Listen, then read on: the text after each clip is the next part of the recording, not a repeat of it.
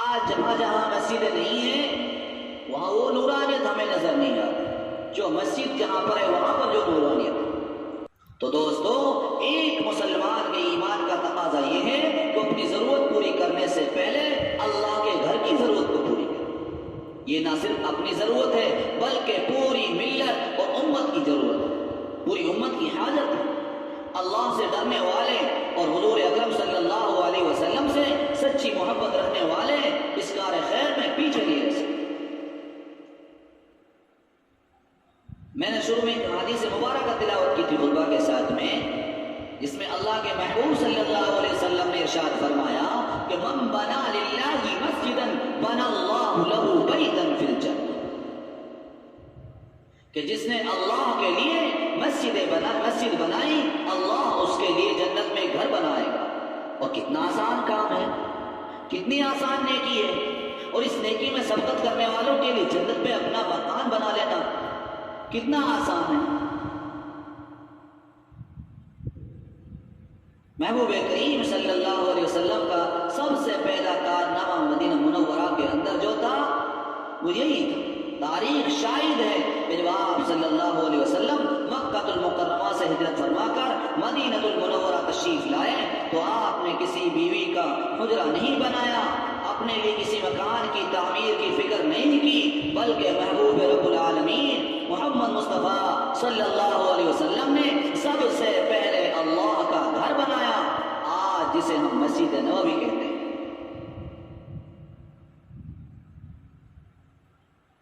مسجد نبوی کی تاریخ یوں ہے کہ یہ زمین دو یتیم بچوں کی زمین جن کا نام سہل اور سہیل، یہ دونوں زرارہ بن ربیع کی پرورش اور کفالت میں رہا کرتے تھے۔ آپ نے ان سے 10 دینار میں زمین کا ٹکڑا خریدا تھا جس کی رقم حضرت ابوبکر صدیق رضی اللہ عنہ نے ادا کی۔ محسن انسانیت کی زبان مبارک سے نکلا، ابو بکر جب تک اس مسجد میں عبادت اور نماز ہوتی رہے گی یعنی قیامت تک اس کا ثواب تیرے حصے میں لکھا جاتا رہے گا، تیری قبر پر رحمت برستی رہے گی۔ مسجد کی تعمیر صدقہ جاریہ ہے دوستو، مسجد کی تعمیر ایک عظیم صدقہ جاریہ ہے۔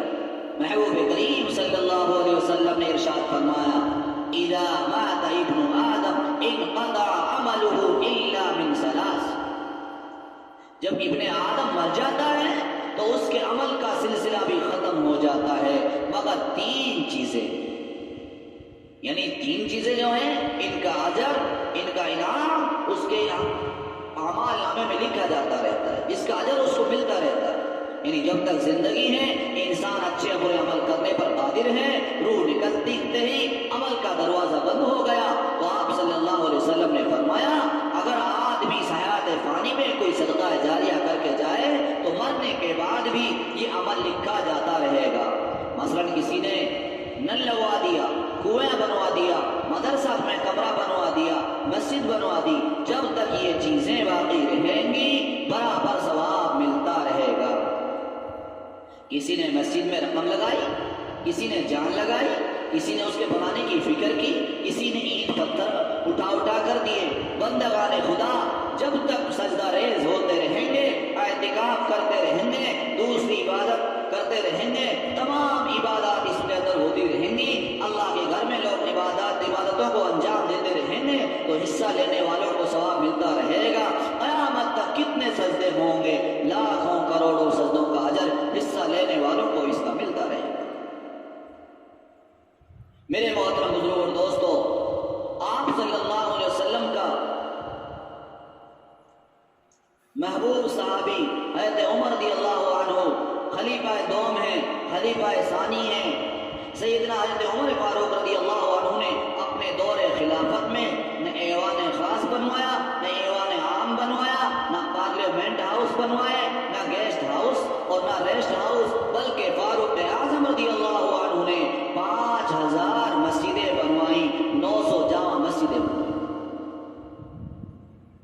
میرے بزرگ دوستو اور میرے نوجوان بھائیوں، مسجد کی تعمیر اور اس کی خدمت بہت اونچا عمل ہے۔ ارشاد فرمایا محبوب کریم صلی اللہ علیہ وسلم نے من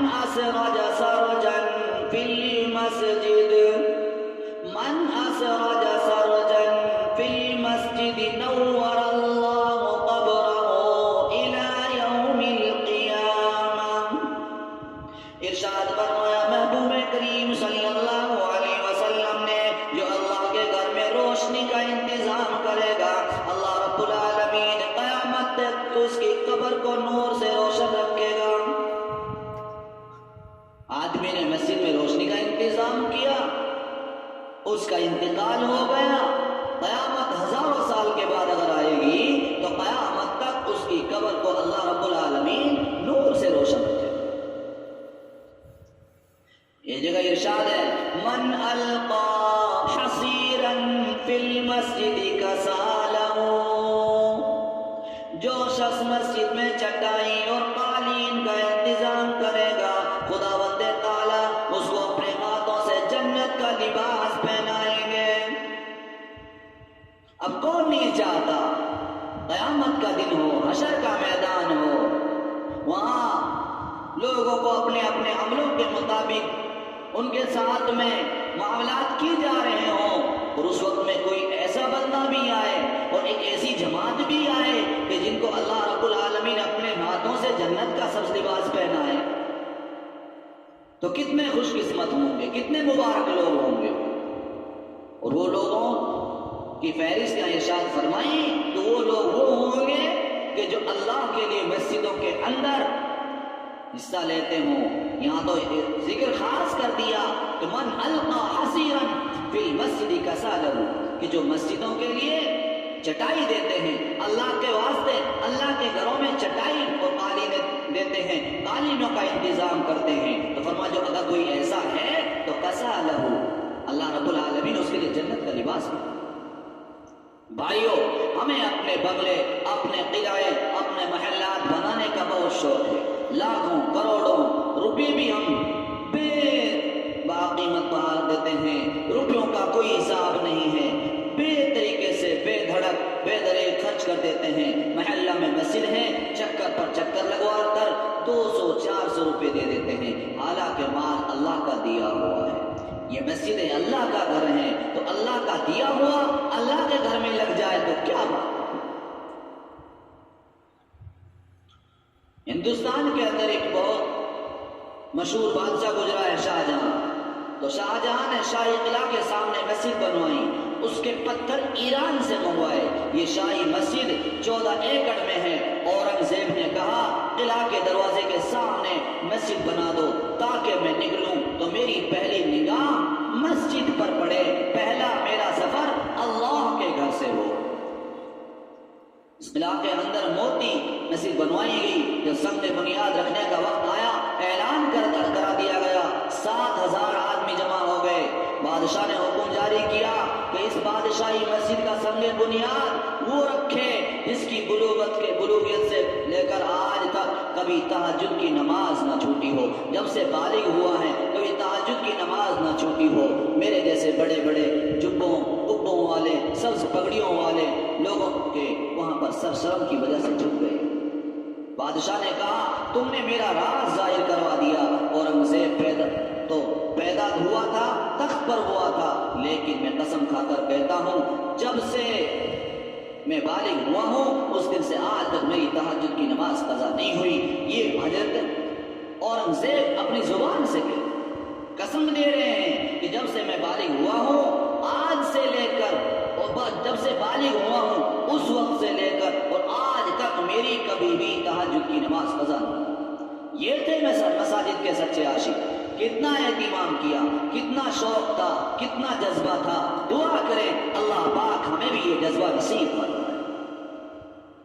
اللہ سے بڑھ کر کوئی قدردان نہیں، اس سے بڑھ کر کوئی انعام دینے والا نہیں۔ لوگ مٹی کی اینٹیں مسجد میں لگاتے ہیں، اللہ رب العالمین چاندی اور سونے کی اینٹوں سے بنا محل عطا فرمائے۔